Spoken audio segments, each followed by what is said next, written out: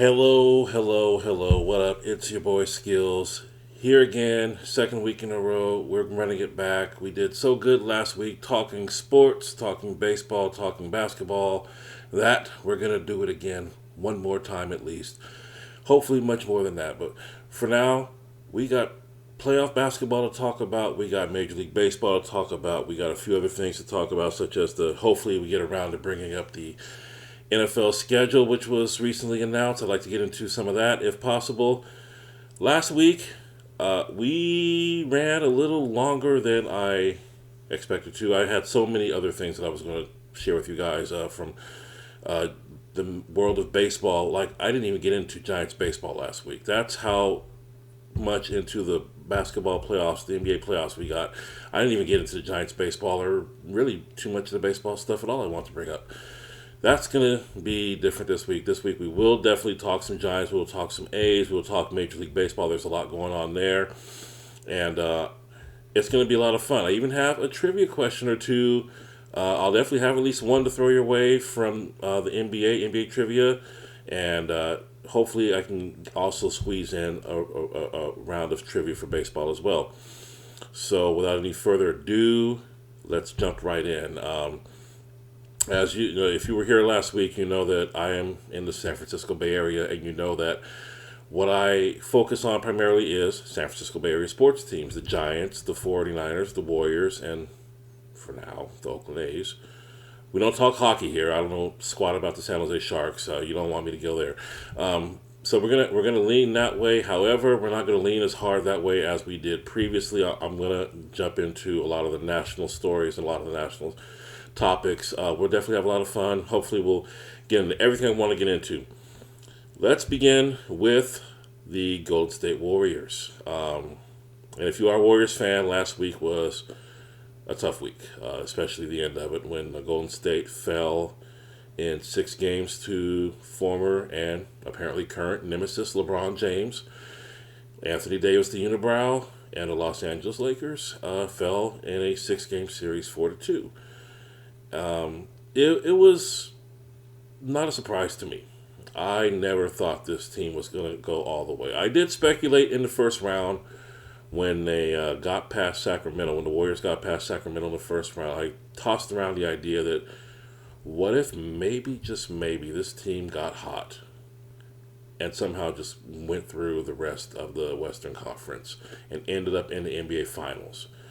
Even though I knew in my heart that was not likely to happen, even though I knew in my heart they were not likely to get past that stacked Lakers team that had advantage on them in every conceivable way, except maybe the head coaching spot, depending on your opinions on Steve Kerr. We'll get to that in a minute. I have plenty of thoughts on Kerr, and I want to share with you some thoughts that people in my orbit, who I respect, some opinions that they have on Coach Kerr and the job he did during this series. The series, it was an anticlimactic end, to put it mildly, and it was an ugly end if you're a Warriors fan. There's no two ways about it. The Warriors just laid a giant goose egg down to Staples Center. And again, I like to point out, I am never going to call it that other name. It is the Staples Center, and that is how it's going to stay. And if you don't like it, that's too damn bad.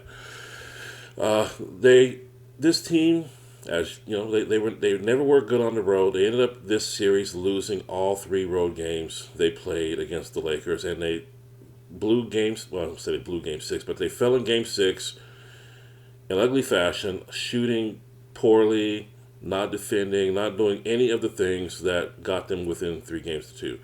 And the person that's taking the most flack for that obviously is Klay Thompson. Klay Thompson, before the series, in so many words, said he was going to deliver a very good performance against the Lakers, his dad's old team, in this postseason series. And we had reason to doubt him, but we also have plenty of reason not to doubt him, because we have counted Klay out before, and Klay has come through. And he early in the series, he came through with a big game, helping the Warriors to victory. I believe it was in Game 2. And also, before I go off on Klay Thompson, I want to just talk about Michael Thompson, his dad, for a minute, since I just kind of mentioned him real quick. Michael Thompson was a bad dude in his day. Michael Thompson was a number one overall draft pick in 1978 by the Trailblazers. Missed the year with a broken leg, suffered a pickup game. I think that was the 79-80 season he missed. But he was the Blazers' center after Bill Walton and, kind of went his own way with injuries and problems with Portland. Michael Thompson was their center. He had a year where he averaged over 20 points a game. So Michael Thompson himself was no joke early in his career especially. And then later on he went on to the Lakers and he was a backup for most of that time before taking over as their starting center after Kareem retired in 89-90. So Clay was born in 1990. Michael Thompson's last year was 1991, I believe. So unlike Steph Curry, Klay Thompson did not get to go around and follow his dad from NBA arena to NBA arena, watching his career. He's on record as saying he learned a lot of what he learned from basketball from his mother. So he got his dad's genes, he got his mother's focus and attention and all that put together. You got a really good basketball player, though you would not have known it watching him in Game 6 of the second round of the Western Conference semis, let's call them that. In fact, I have it in front of me here. Clay in all 3 road games. Now remember, Clay was supposed to deliver in the road games, especially playing in Los Angeles, where his dad used to play. Not the same arena, obviously. His dad played at the Forum. Clay shot in the Game 3 loss, the blowout loss to the Lakers at Los Angeles. He was only 5 for 14 from the floor, 3 of 9 on three-pointers. I know stats can be a little boring in podcast form. Bear with me. I'm going somewhere with this. Clay was in the next game, Game 4, won by the Warriors. Won by the Lakers also. My mistake. Clay went 3 from 11 from the field and 3 for 9 from beyond the arc. Game 6 back in Los Angeles after Golden State won Game 5. Clay was 3 of 19, people. Clay was 3 of 19 from the floor and 2 of 12 on three-pointers, which he was a minus 33 for the game. Easily the worst out of anybody on the team. He was a minus 33. And in spite of his struggles, Coach Kerr stuck with him for 38 long and painful minutes. And it wasn't because Clay was locking down LeBron or locking down Vanderbilt or locking down Schroeder or Reeves or anybody, because he wasn't. This was a case of Coach Kerr being either stubborn or blindly loyal to the end. He was going to ride and die with Clay, whether or not the Warriors could have done better with a different option. And the Warriors do have other options. And not that those options are great. They don't have Clay's pedigree, but I personally, and those in my circle, fully believe Gary Payton was shortchanged this series. And the only way I would forgive Steve Kerr for not playing Gary Payton more than he did, not just in that game, but in a couple of the games prior, is that Gary Payton must have been sicker than he was letting on. Because you do remember Gary had that bug or whatever it was. He was actually literally holding in his puke one game. What was that game? I really should have written this down. I believe it was Game 3, where he literally had to, and it led to a turnover by Draymond Green because Gary Payton was not standing in a spot where he was supposed to be standing because he had run off the court to go dispose of his vomit, which was in his mouth. I'm not making that up. That really happened. Gary, I'm saying he should have been, at some point, if I'm Coach Kerr, I'm turning away from Clay. You're seeing what's right in front of you, right? You're seeing what's happening and unfolding in front of you. Clay bricking and listen, no Warriors fan out there loves Clay more than I have over the years. I've had his back. I've been the guy, as great as Steph Curry has been over the years, I've been the guy to make sure that Clay right alongside him gets his accolades and everything he's due, because Clay's presence as one of the greatest shooters of all time is largely what helped Steph become the greatest shooter of all time, because you can't double team both of them, can you? You pick your poison with those two. At least you did before Clay got hurt the first time with the ACL injury in the 19 finals. which was followed, of course, by the Achilles injury just before the 2020 draft. Or was it just after? It was right around the same time. But in any event, you have those two things happening to Clay, and we all want to believe that given time and given a chance to get his legs back, get reacclimated to playing NBA basketball, playing against and with the best players on the planet Earth, that he would be all right. But we were delusional, people. We were delusional. I might have been the most delusional of all, because I honestly believe that. Well, you saw the first game. You saw his first game back last season. And Clay threw down that dunk against the Cleveland Cavaliers, and it looked like for all the world that dunk was his way of telling us, it's over. My struggles are over. My body is healed. My mind is right. I'm a splash brother again, and we're gonna go all the way. And well, the Warriors did go all the way, even though Clay had a pretty miserable final game of that series against Boston, Game 6. And still, we wanted to believe that he could make it all the way back and be what he once was. But the truth is right in front of us, guys. The truth, there's just there's no more excuses to be made. There's no more excuses to be made. We need to quit. We need to stop. It's like those movie scenes where the spouse dies on the operating table or in the hospital bed or whatever, and the doctors won't accept it, and they continue to pound on their chest and give them CPR and zap them with the defibrillator or whatever, refusing to accept what's right in front of them. This person's gone. We need to accept, and I am as guilty as this as anyone, we need to accept that the Klay Thompson of let's say 2012 through 2019 is gone. He's gone. Which is it's hard to admit, but he's not going to be that guy again. He's 33 years old. You don't get better at 33 unless you're A, Steph Curry, or B, on steroids. And he's neither one of those things as far as I know. And he can still help you win a game. But he did not help the Warriors win a game. Well, he helped the Warriors win one game against the Lakers, and that's it. The other 5 games, he wasn't much use at all. Not like you need him to be. If he's going to be your second highest paid player, and he's going to be your running buddy alongside Hall of Famer, a fellow Hall of Famer, well, they're both Hall of Famers in my book, but you need more. If your aspirations are to win a championship, you need more than what Clay can give you at this point. You need more than what 2022-23 Clay is capable of giving you. There, I said it. He can't do for you what he once did. You cannot lean on him like he once did. Whatever went on in his body, in his mind, whether it's aging, because he did it, he aged. People, he aged while he was injured. It wasn't just his injuries healing. He got older.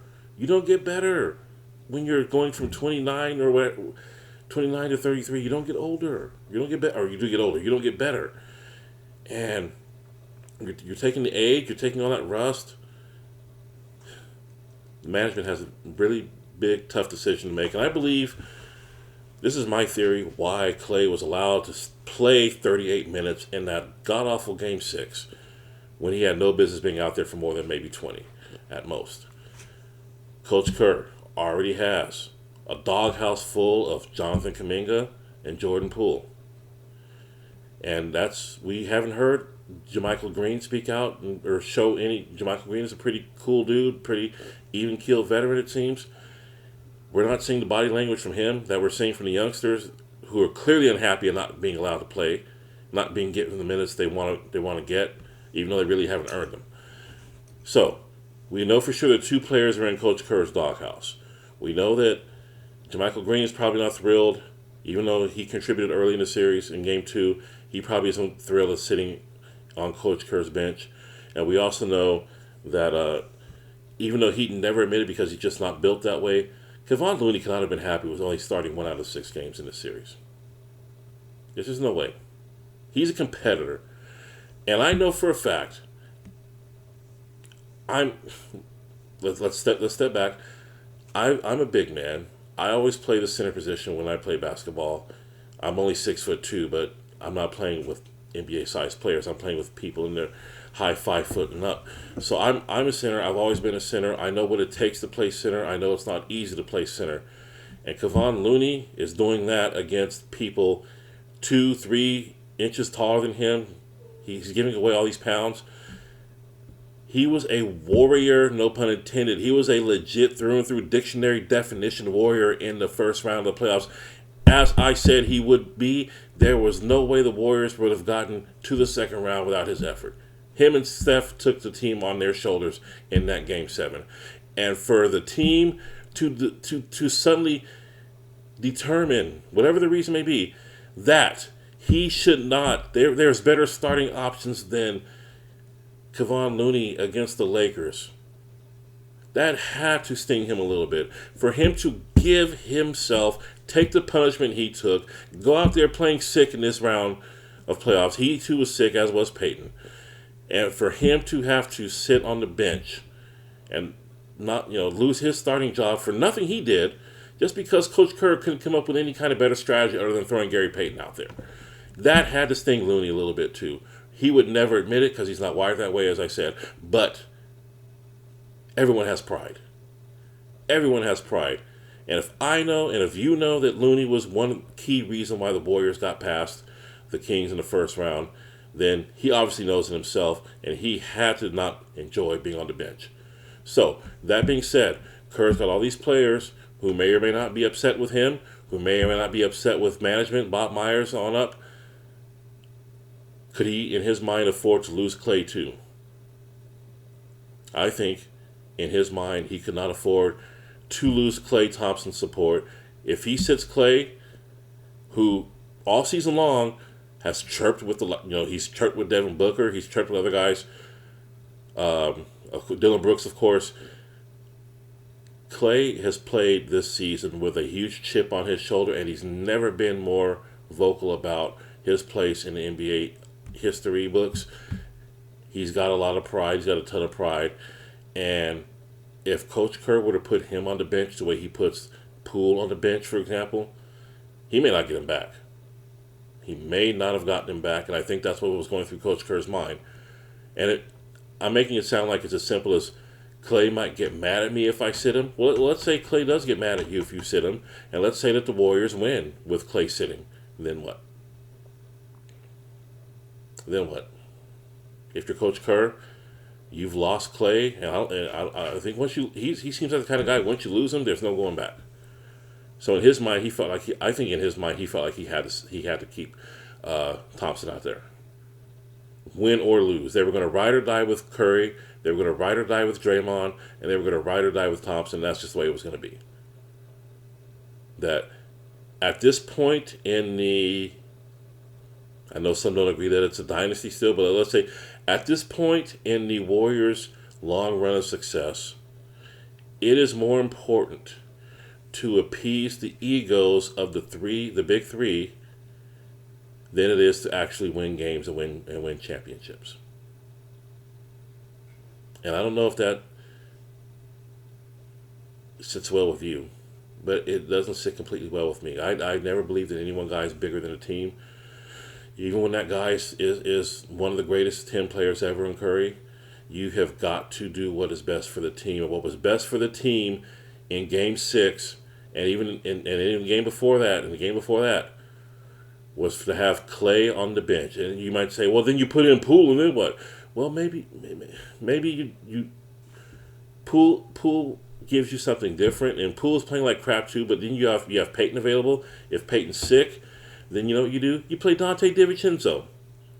And what, was Dante DiVincenzo a star in this series? No. But he sure as hell gave us more than what Klay did. The only thing Klay did better than Dante DiVincenzo was lay bricks. And by the way, Dante, thank you for your service for the Golden State Warriors. It's only going to be 1 year. There's no way you're going to take less than the $4.7 million you got this year. There's no way you're going to pass up the bigger offers you're going to get on the open market. Thank you for everything you did for this team. Your hustle. Klay could have used some of... Klay didn't even match your hustle, Dante. I mean, I'm not trying to bag on the guy, but it was really hard to watch. Someone I've stuck by and defended his whole career deteriorate to this point. Klay, for the series, in the road games, at least, shot. Why didn't I highlight this better? Clay in the 3 road games shot. Well, I can't find it. I wrote it down here. Now I can't find it. But the whole team on the road was shooting nightmare. What is it about the Staples Center? What is it about those rims and that lighting that brings out the worst in the Warriors shooters? They shot 28.6% from distance in that series. Jordan Poole was 5 for 23 himself, 0 for 9 from distance. Even Curry was only 11 for 38 from distance, as it has been his career norm. So that's 29%, people. And Golden State, another reason they were not able to get past the Lakers, the foul discrepancy, which you can, if you choose to blame on the referees, you choose to blame on the referees. But I don't think the referees would. I don't think the referees would contribute, at least on their own, to a 139 to 97 foul discrepancy in favor of the Lakers. The Lakers committed 97 fouls, or at least they were whistled for 97 fouls, while the Warriors were whistled for 139 fouls. That's a big difference, and there's going to be some of you who are going to think conspiracy. The league wanted the Lakers to get past the Warriors. Well, you can believe that if you want to, but I've watched the Warriors all season long. They had a season-long problem committing fouls, and I don't think the league gave a damn who won against Warriors Timberwolves back in November or whatever. All right, this has been a season-long problem for them. They're going to have to address it in the offseason. Losing Mike Brown left their defense in tatters. They will have to address. They will have to make changes in the offseason. This cannot go on if they hope to go back to the postseason next year, Big Three or not, whatever they're making, whatever they're spending, whoever's the coach. You can't go around fouling on average 23 times a game, or 7 more times a game than your opponent. And those are my thoughts on the Warriors and the Lakers. But that, as you know, was not the only playoff series going on in the NBA. We also had Sixers versus Celtics winding down this past Sunday. And the Philadelphia 70, I was pulling for Philadelphia because, and I may have mentioned this last week, I'm not sure, but Embiid, Joel Embiid, I'm always going to go for the big center. I'm a center. Joel Embiid's the center. And is he the most? He's not always the most likable guy. He's not always the most charming guy. He's not always the most fair. What's what I want to say here? He's not always the most best behaved guy, but he is a great basketball player when he's on his game. He's done some amazing things on the floor. I sure as hell did not expect him and his teammates to tap out to the Celtics in Game 7 by, it was 26 points was the difference? Yeah. And that blew me away. I'm still not sure I believe it. I'm still not sure that wasn't some, and by the way, it's 24 points, my mistake. I'm still not sure that my eyes saw what they think they saw. Hashtag Jack Buck. When Kirk Gibson hit the home run, what did Jack Buck say on the radio broadcast? I don't believe what I just saw. I don't believe what I just saw.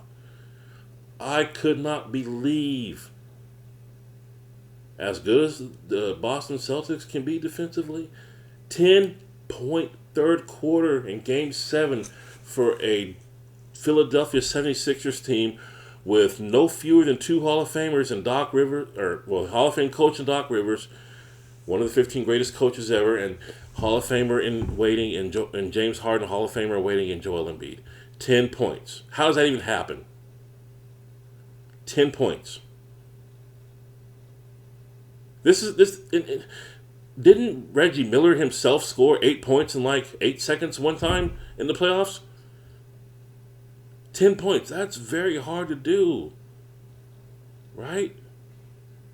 And I don't sit here claiming to be, if I had people like Jason Tatum and Jaylen Brown and Marcus Smart guarding me, I'd probably struggle to get good shots off, but I'm a lot smaller than the guys they're playing against. I'm a lot older than the guys they're playing against. 10 points is inexcusable. How did James Harden not just figure out some way to get himself to the free throw line over and over again? How did Joel Embiid just not simply go up and over some of those guys a couple times and at least get... it changed everything. Their inability to score in that third quarter. Oh, after the game, you may have heard some of Embiid's quotes, or one of Embiid's quotes. I'll give you the gist of it. Was I don't have the whole thing written in front of me, but and you're gonna hear that a lot too. I don't have a lot of things right in front of me because I'm not gonna keep piles of notes. I'm gonna bring a lot of this conversation. But Joel Embiid basically said that him and James Harden cannot do it themselves. Him and James Harden, I mean, it's the reason why it's called 5-on-5 basketball, and that they need more from their teammates in order to get to that next level of playoffs. And ordinarily I would agree with him 110%, but there's just one flaw in the logic of Mr. Embiid there when he says that him and Harden can't carry the whole team, is that him and Harden in game 7 combined to shoot 8 for 29 from the floor. Yeah. Joel Embiid is telling you basically that he needs the other 76ers to do better while him and James Harden combined to shoot 8 of 29 from the floor. You gotta love that logic, right? Joel Embiid, English is not his first language. There have been times where he's been a little, over the years, a little sloppy with some of his words, some of his interviews. He's asked a lot. He's interviewed a lot. He usually gives. You at least usually know where he's trying to go with his answers, but he doesn't say things that I don't think he means, and I don't think he's ever been misquoted to the point where he didn't mean what he was saying here. I think what he was saying here was what he meant. That in his mind, they didn't lose Game 7 because of him. They didn't lose Game 7 because of Harden. They lost Game 7 because of the others, Tyrese Maxey and Tobias Harris, and on down the list. And not every 76er had a good series.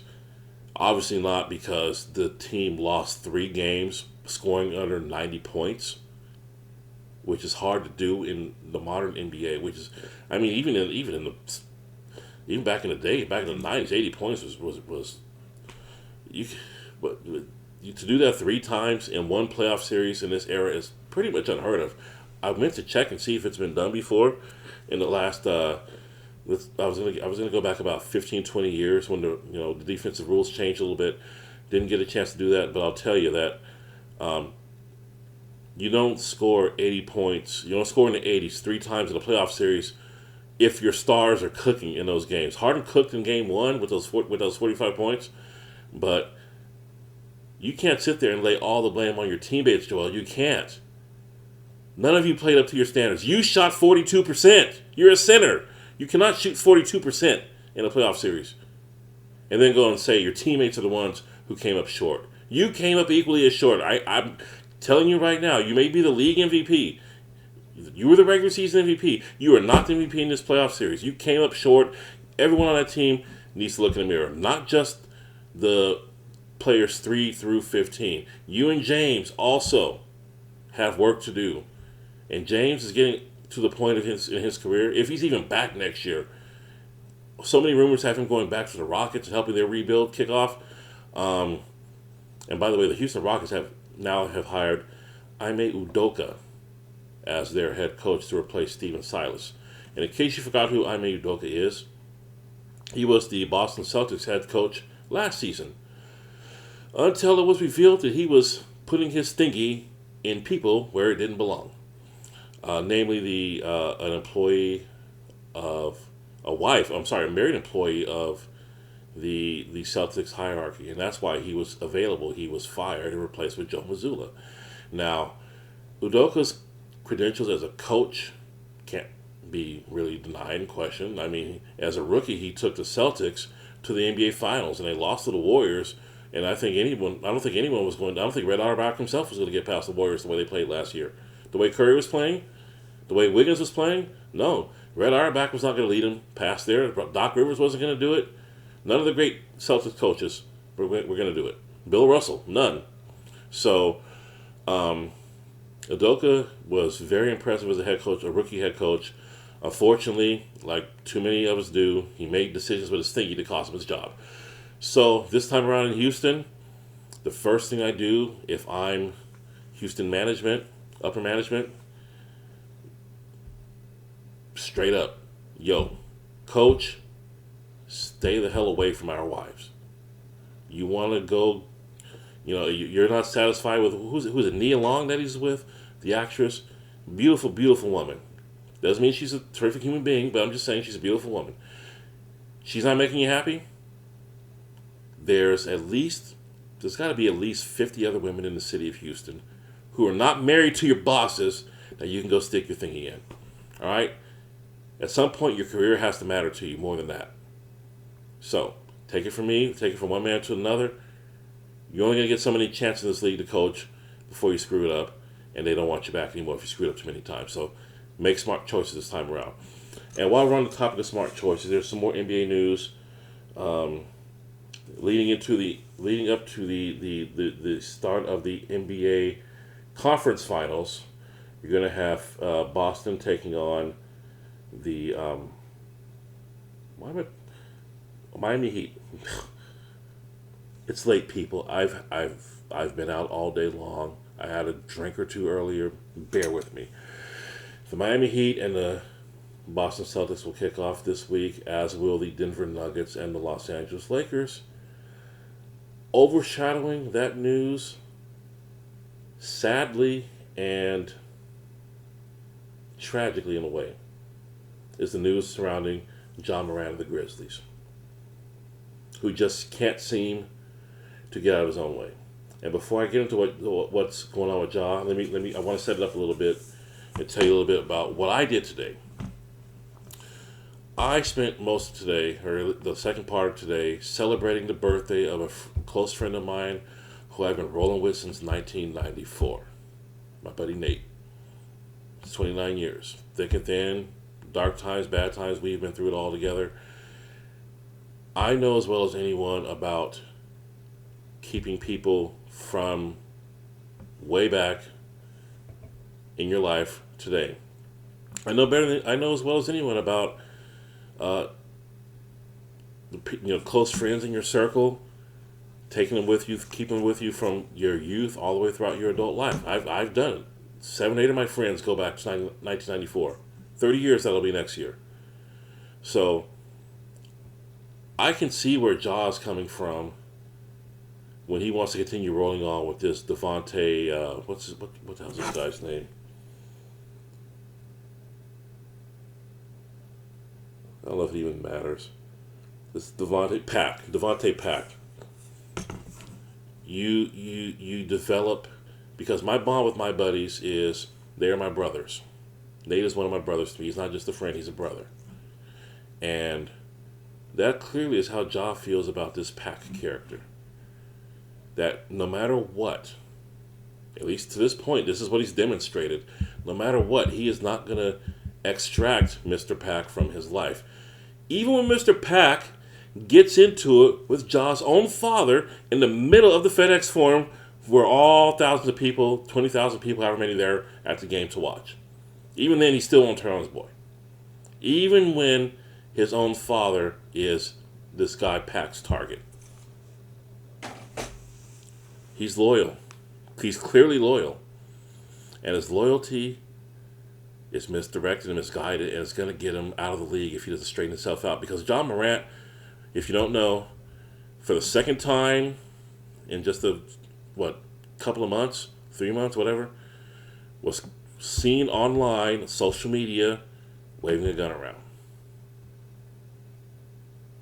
Second time. Second offense. This is after, people. This is after he promised us he was going to try to do better. This is after he served suspension from the NBA, and he publicly said that he had learned his lesson, and he publicly said he was not going to do it again. He publicly said he knew he had to make better decisions. And he said, but he's doing entirely different things than what he said. He is ruining his own life, and for no damn good reason other than loyalty to this Pat clown, who I'm convinced has a lot to do with what he's doing. Not to say that John Morant can't take responsibility for his own decisions, But anytime he's had an issue, whether it's the fight with the kid on his property, whether it's the issue with his dad at the FedEx Forum, whether it's the issue with Shannon Sharp, whether it's gun incident number 1, whether it's gun incident number 2, every instance of this guy getting in trouble, John Morant, this clown pack has been right in the middle of the action. He's a hanger-on and he's a no-good, clearly.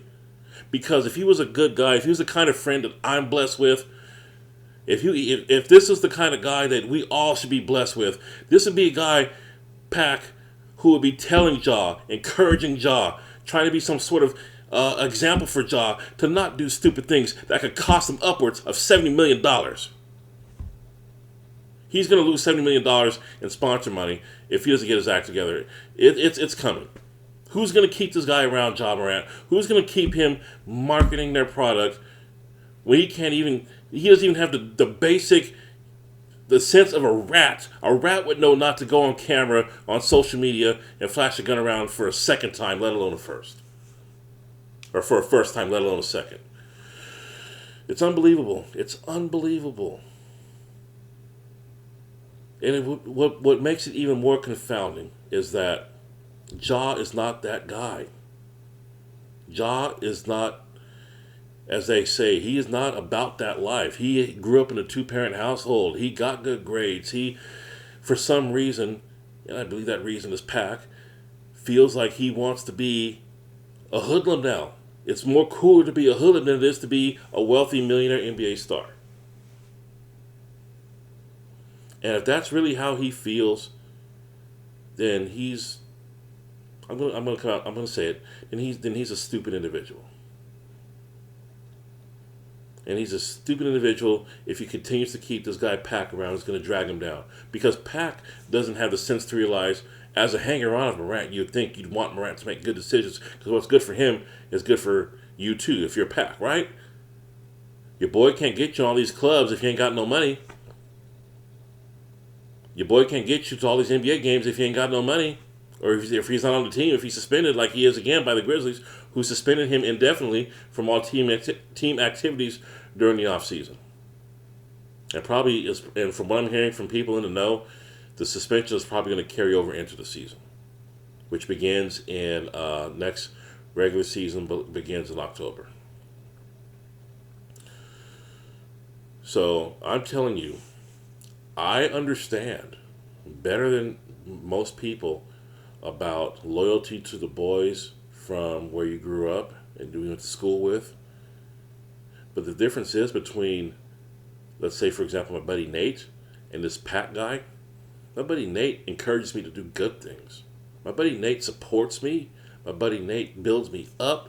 My buddy Nate is there for me if I have anything on my mind, if I have any kind of issue or trouble. He does whatever he can to help me. There's a special issue he's helping me with right now, which I'm not going to get into because it's none of your damn business. But everyone needs friends like that. You don't need friends who laugh while you wave guns around in public and videotape it, knowing for a fact it's going to cost you millions of dollars. And your job. And possibly your freedom. Do you think that gun's registered? I don't think it's registered.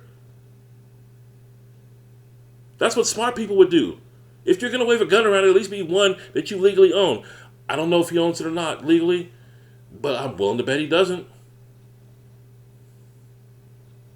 I'm willing to bet it's not legal. It's not cool because he wants to be cool. It's not cool to do things legally. You want to do things the way you want to do them. You want to do things the way the gangsters do them. You want to you want to steal your gun, or you want to get it under the, cover of darkness in the middle of the night, buy it from some guy in a trench coat or whatever. Ja, you have everything in this world, bro. You have everything in this world. You are a black man with a future. You are a black man with a talent. You're a black man with hope and people worshiping you. Wherever you go, you have it all, and you want to throw it away to look cool for this clown that doesn't give a shit about you, then you deserve to be out of the NBA.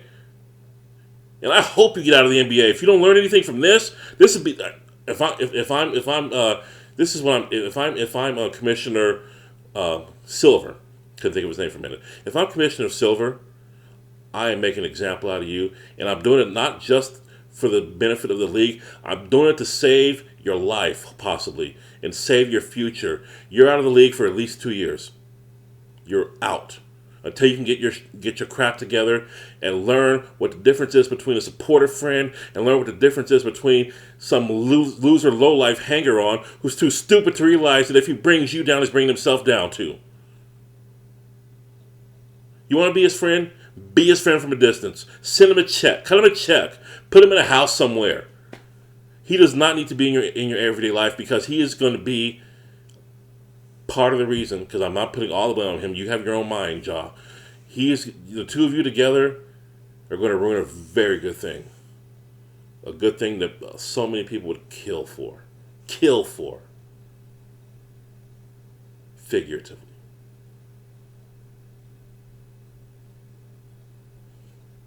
On the Warriors alone, Jonathan Kuminga would do anything to have the opportunity that you have. Patrick Baldwin, Ryan Rollins, these are young guys coming up, trying to get where you are. These are probably guys that might even look up to you. And this is what you do? Piss it away. You get whatever's coming to you because you've lost all sympathy from this guy. For whatever that's worth to you, which is probably nothing. You've lost all sympathy from me. I hope they make an example out of you. And it's partly because, A, to punish you, and B, to save your future. Because you'll still be young enough in 2 years to have a great career and get back on track and focus on what matters. At the end of the day, no one who matters is going to care how bad you are, how tough you are, or how many guns you can wave in the air. Except your boy Pac. And your boy Pac ain't nothing. I try to judge books by their cover, but if you've seen a picture of this guy, he looks like he's nothing. He really does. He just looks like a waste of space. But hey,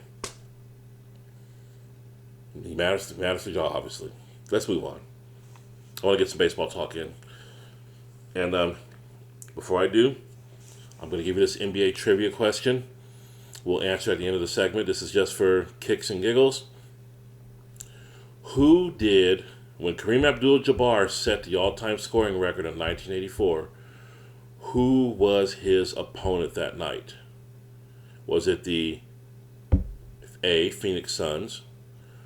Was it the B, Sacramento Kings? Was it the C, Houston Rockets? Or was it the D, Utah Jazz? I'll take your guesses at the end of the show if I remember to. And if I don't, then I won't. Baseball news. We'll start with the local teams. We'll start with a little A's talk. The A's, and I'm talking about them because no one else really will. But they deserve to be mentioned because it's not their fault. It's not the players' fault. It's not Mark Hotze's fault that they have a piece of crap front owner. They've fallen to 9-33, and I'm actually kind of surprised they won the 9 games they've won, given the roster they have. They have really nothing. No. Besides the surprising designated hitter / left fielder Brent Rooker, there is not really much at all to be excited about on the A's roster offensively. Rooker is proving to be quite a find. This is his 4th team in 4 seasons. He, so far, is leading the American League with 11 home runs. He is leading the American League with a .650 slugging percentage, and he's batting .308. He has been everything you would want a young player, especially one off the scrap heap, to be, and he is everything that I'm sure John Fisher wishes he wasn't, which is valuable. Because what that means is he's probably going to be wearing another uniform maybe as soon as July. So, if you like Brent Rooker, enjoy him while you can. This is a guy, you shouldn't be entirely surprised at what he's doing. He's only 28 years old, former number 1 pick of the Twins, supplemental pick, still number 1 pick. So he obviously has some ability. He had been up in the major leagues with the Kansas City Royals, the San Diego Padres, and the Minnesota Twins who drafted him previously and not done a whole lot. Showed some pop, mind you. He did show some pop, but overall his strikeouts were out of control, and he never was really able to stick until this year. The A's gave him a full-time job as a DH / left fielder around the middle part of April, and he's run with it. And even though there's no way he's helping Oakland do anything ever, or even Las Vegas do anything ever, because he won't be around that long, at least he's helping himself. And I hope he goes on to have a solid major league career. from here on out. He can be. He's reminding me what he's doing right now is reminding me of Geronimo Barroa from the '94 A's. Remember him? Guy bounced around from the Braves to the Marlins to the Reds, ends up in the A's spring training in '94, wins the job, and for the next few years, he's one of the better righty hitters in the league. Even had a 36 homer year one year. Then he mysteriously collapsed and was out of the league, by 2000. But still, he had a good little run there for the A's and the Orioles. Oakland played last week against they played at Yankee Stadium, lost all 3 games there, and they played at, what is the Rangers Park called? Globe Life Field, I think they called it. They changed their name so much, I don't know. But they played at Texas against Bruce Bochy, Giants legend. Lost 3 out of 4 there. They were shut out twice, and actually they were shut out 3 times, over the course of the week. And there's just nothing. If you're an A's fan, I don't even know what to say to you. My buddy Nate, who I just mentioned, is an A's fan. It has been forever. This has got to hurt. If this was my Giants being gutted to the core like this, I'd be hurting. I'd be angry. I'd be everything that A's fans have to be right now. I'd want to protest. I'd want to spit on someone. I'd want to knock someone down. I probably can't get close enough to Fish or Cavill to do it, but someone would have to bear the brunt of my anger. Maybe I'd go down to Vegas and start sliding fires. I don't know. But all I know is the Oakland Athletics, as they're currently known, there's been another development in their situation in Vegas. Apparently there's been another land hurdle cleared, and now they're working on trying to get the money needed and the support needed from Major League Baseball, which is expected to be given. I don't know about the money. The money right now, because this is going to be a publicly financed stadium if it's built, and that doesn't always work out the way teams want it to. So we'll monitor that. We'll see how that's going. I'm not going to bore you with all the inside talk and all the details about this meeting and that meeting, but just know that the A's stink, and it's not even their fault. Paul Blackburn is throwing again, though. He's had finger problems off and on, different finger problems since the end of last season. He at least will give you someone to watch, at least until they trade him too. There's really no one on this roster besides Brent Rooker worth watching, unless maybe every few games Ramon Laureano is still around. Maybe he makes a nice throw from the outfield. There's really nothing else to watch right now on the Oakland team, and yet I still want to go to a game this year, and yet I know I will probably. Talked about it with a friend. We'll see. My Giants were not much better than the A's last week in terms of record. They only went 2-5, dropping 2 of 3 to the. I just wrote this down. You think I'd have it memorized? They dropped 2 of 3. It was just last week too. I watched most of this to the Nationals at home, and they dropped the final 3 of a 4-game series against the Diamondbacks at home, including one that they led 3-0, only to just cough it up as quickly as they built the lead. Thank you, Ross Stripling, for yet another vomit-inducing outing. And hey, I've never been an advocate of signing Dodgers anyway, but don't ask me. Ross Stripling is a Dodger. I don't care if he came from Toronto. He's a Dodger. We got lucky with Alex Wood. You're pushing your luck to keep bringing Dodgers in here, Farhan. Their loyalty never completely leaves, except in rare cases like Alex Wood. Stripling is probably doing this on purpose for the Dodgers. You're a former. It wouldn't surprise me if you're tearing this team down to help the Dodgers. Okay, I'm getting a little carried away here. That's not true. But when you're a fan of a team that's in its 6th season out of 7, stinking it up, you start to question things. And if you count the second half of 2016, that was also putrid. Also, the only time since the first half of 2016, the Giants have only enjoyed one period of success, and that was the entire 2021 season, which seems like about 3 lifetimes ago already. That whole team is gone now. Just 2 years later, it's amazing.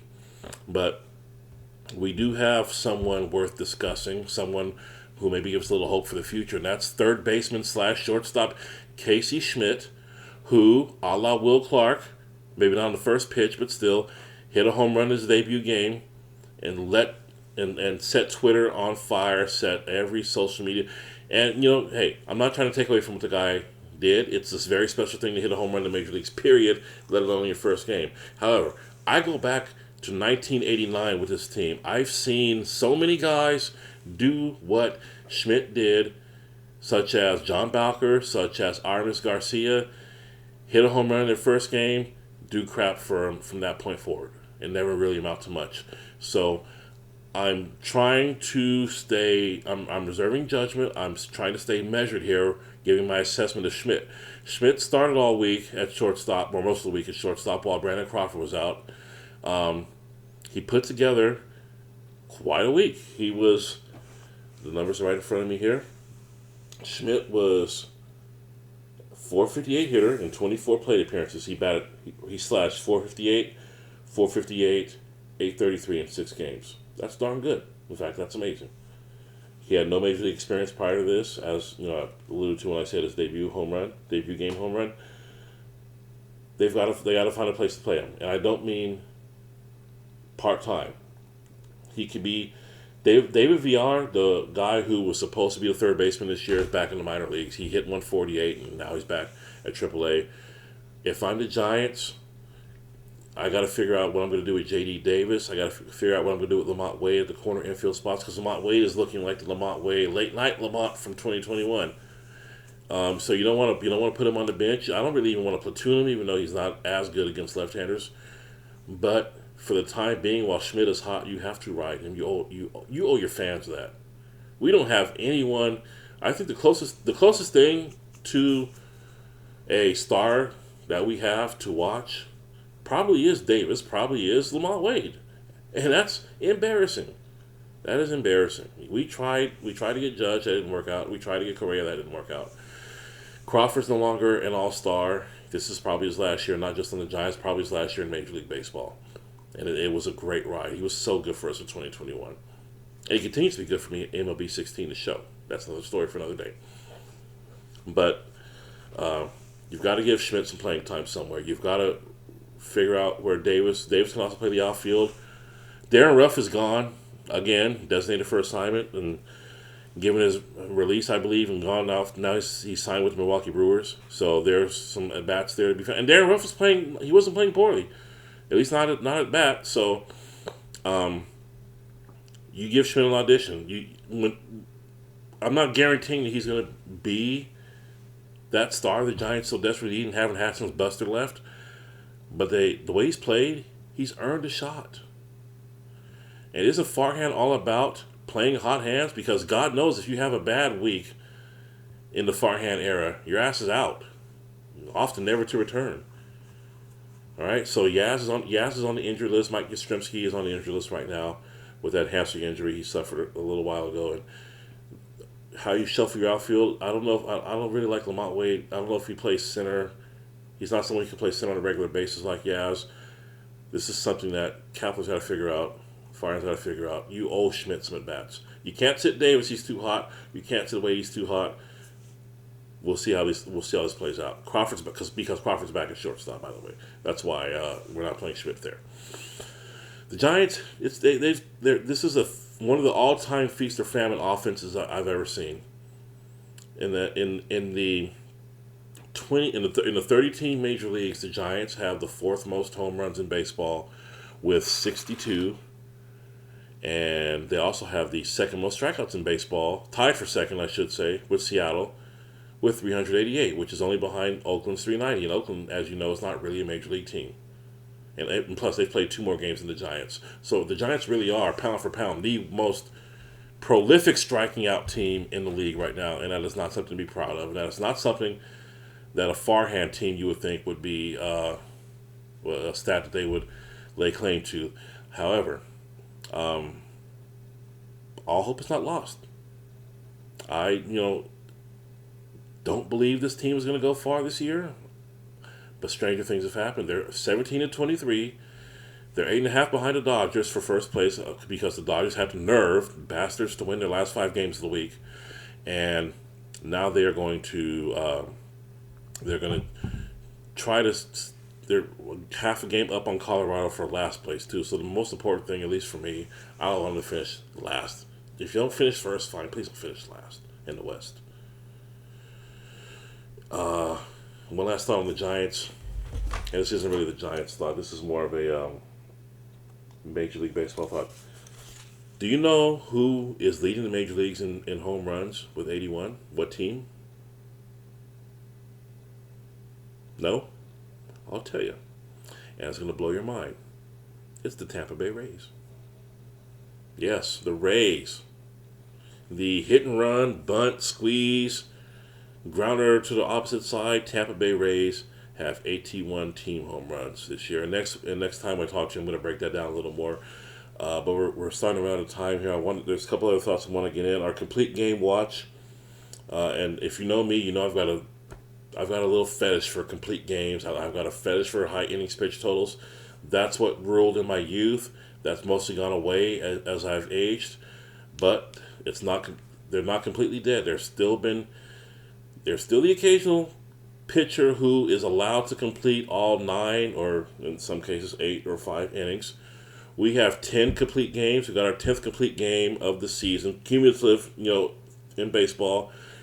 This one was courtesy of, and you would think I would have written this. Well, I did write it down. Let me disappear for a minute because I need to reference my notes here.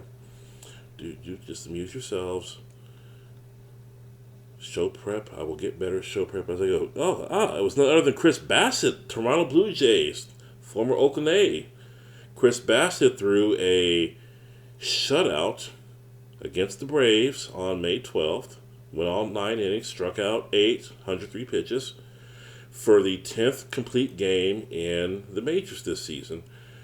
And the 7th one of 9 innings or more. One of those complete games was an 8-inning loss by George Kirby, and 2 of them were a rain-shortened 5-inning combined dual complete game by Max Fried of the Braves and David Peterson of the Mets.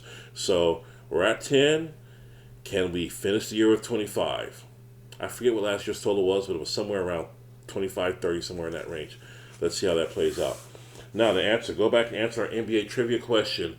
What team did Kareem Abdul-Jabbar, when he set the all-time NBA scoring record in 1984, what team did he do it against?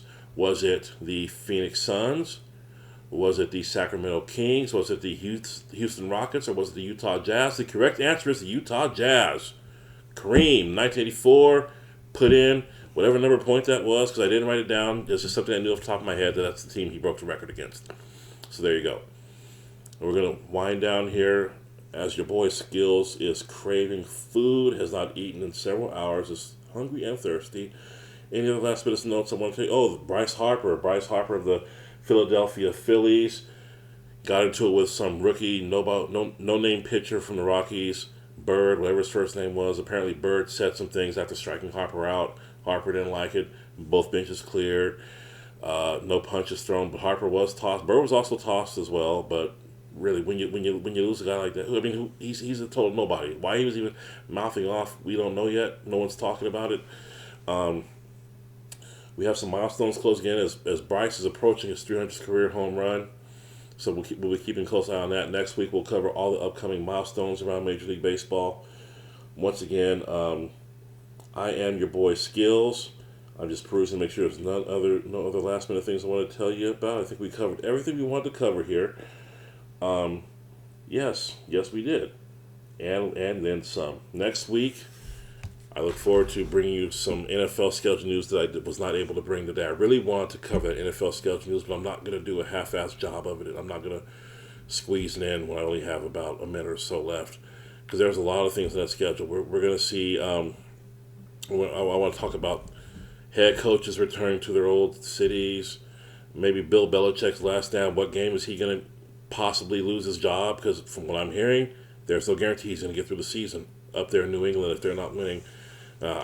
Robert Kraft, it would take a lot, but we know Robert Kraft is not afraid of much.